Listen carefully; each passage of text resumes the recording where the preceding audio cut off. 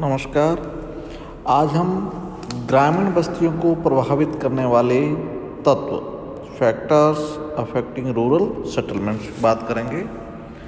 तो पृथ्वी तल पर ग्रामीण बस्तियों का वितरण एक समान नहीं देखा जाता है, अलग अलग प्रकार का देखा जाता है, क्योंकि इन प्रकारों को प्रभावित करने वाले तत्व भी अलग अलग हैं, जिसे सामान्य रूप से अपन दो वर्गों में विभाजित कर सकते हैं।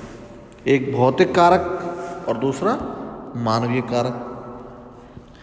अब ग्रामीण बस्तियों को प्रभावित करने वाले भौतिक कारकों में मुख्य रूप से धरातल है, भू संरचना है, मृदा है, जलवायु है, जल आपूर्ति है, प्राकृतिक वनस्पति है। ये जो मुख्य तत्व है, कारक है, जो मानव बस्तियों को प्रभावित करते हैं। अब सबसे पहले अपन बात करते हैं धरातल की। अब धरातल कैसे प्रभावित करता है? अब यदि भूमि समतल है, यदि समतल धरातल है, तो उस पर कृषि तथा निवास के लिए पर्याप्त भूमि मिल जाती है। फिर सिंचाई के लिए नहरों का तथा कुओं का खोदना भी आसान होता है। परिवहन के लिए भी सीधे व सुगम मार्ग मिल जाते हैं, और जहाँ नदियों का बहना है वहाँ पर निक्षेपित उपजाऊ मिट्टी मिल जाती है।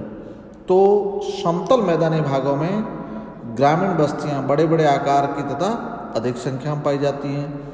इसके विपरीत यदि पर्वतीय तथा पठारी भाग है, तो वहाँ बस्तियों की संख्या कम होती है और वे छोटे आकार की पाई जाती हैं।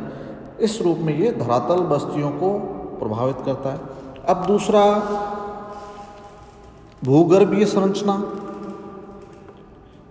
जियोलॉजिकल स्ट्रक्चर कैसे प्रभावित करता है?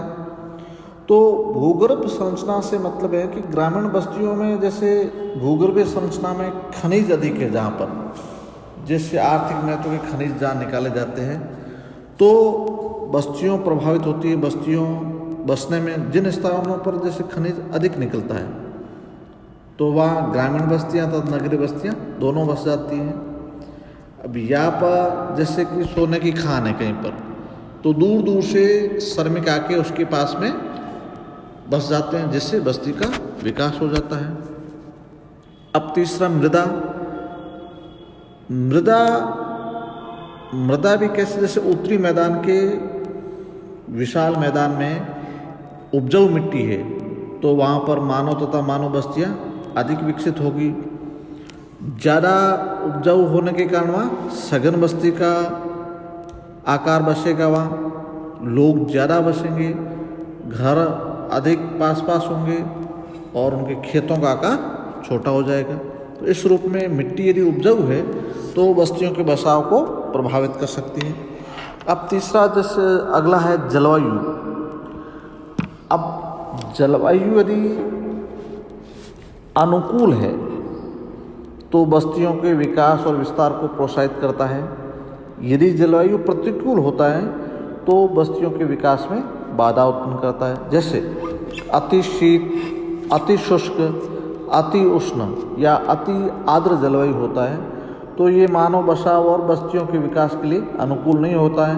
तो वहाँ पर सामान्यतः प्रकीर्ण बस्तियाँ पाई जाती हैं।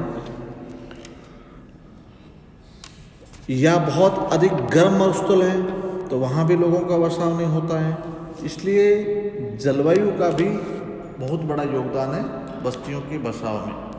अब जैसे अगला है जल आपूर्ति, वाटर सप्लाई। तो जल आपूर्ति मानवीय बस्तियों की एक सबसे बड़ी समस्या में से एक है। मनुष्य को पीने के लिए, नहाने के लिए, घरेलू कार्यों के लिए या कृषि में सिंचाई के लिए जल की तो आवश्यकता पड़ती है। अब जहाँ जल की निकटता है, मनुष्य उसके पास ही बसता है या छोटी बस्ती का निर्माण करता है। इसलिए जल स्रोत बड़ा होता है तो उसके आसपास छोटी छोटी बस्तियाँ निवास करना शुरू कर देती हैं। अब यदि प्राकृतिक वनस्पति की बात की जाए, तो ग्रामीण बस्तियाँ मुख्यतः कृषि पर निर्भर रहती हैं, और कृषि के लिए वन प्रदेशों की अपेक्षा घास के स्थल अधिक उपयुक्त रहते हैं, क्योंकि ग्रामीण बस्तियां घास के मैदानों में ही अधिक पनपती हैं। फिर इन मैदानों को साफ करके कृषक जो होते हैं वो कृषि योग्य भूमि बना लेते हैं, जहाँ बस्तियाँ बस जाती हैं और पशुपालन भी आराम से किया जाता है।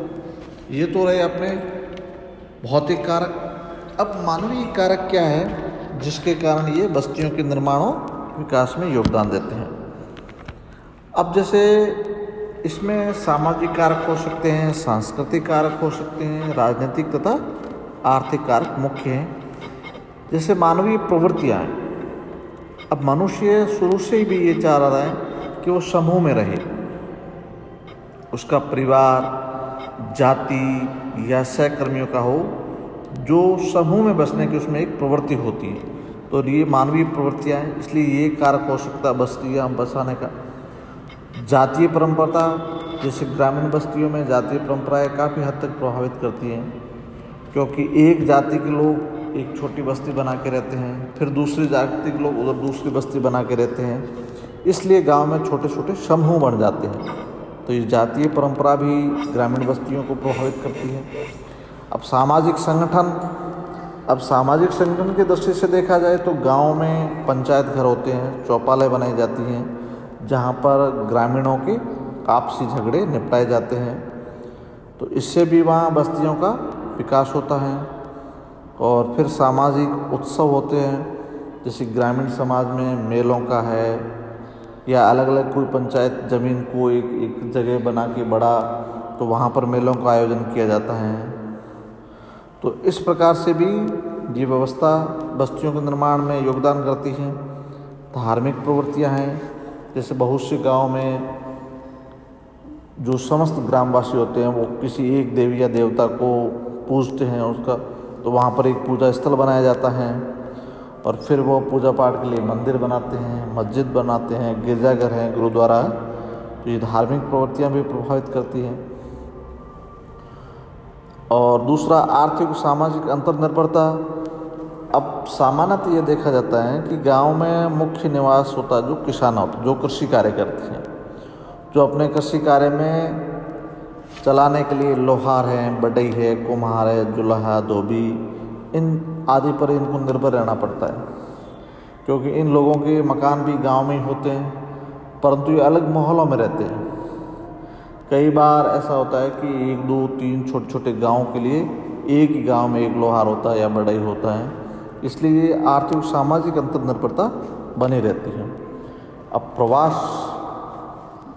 प्रवास वाली बात करें तो मध्यकाल में यूरोप में जनसंख्या का दबाव अधिक हो गया। जैसे बड़ी संख्या में लोग उत्तरी अमेरिका, ऑस्ट्रेलिया, न्यूजीलैंड चले गए और वहाँ पर उन्होंने प्रकीर्ण बस्तियों का विकास किया। उपनिवेश, यूरोपीय जातियों ने प्रवास के साथ साथ अफ्रीका तथा एशिया में बहुत से भागों में अपने उपनिवेश स्थापित किए। अब सुरक्षा की भावना, इस दृष्टि से भी मानवीय बस्तियां बसती हैं। जैसे जिन क्षेत्रों में सुरक्षा की व्यवस्था अच्छी होती है, जैसे चोर लुटेरों का भय नहीं रहता है, तो वहाँ पर प्रक्षिप्त या प्रकीर्ण बस्तियां बसाई जाती हैं। परंतु जिन क्षेत्रों में जिन क्षेत्रों में चोरी का या डाकुओं का डर रहता है, तो वहाँ पर ग्रामीण लोग एकटा रहना पसंद करते हैं, ताकि समय आने पर किसी भी स्थिति का सामना कर सके। तो ऐसे क्षेत्रों में सघन बस्तियों का निर्माण होता है। तो ये मुख्य रूप से ग्रामीण बस्तियों को प्रभावित करने वाले कारक हैं, भौतिक कारक और मानविक कारक।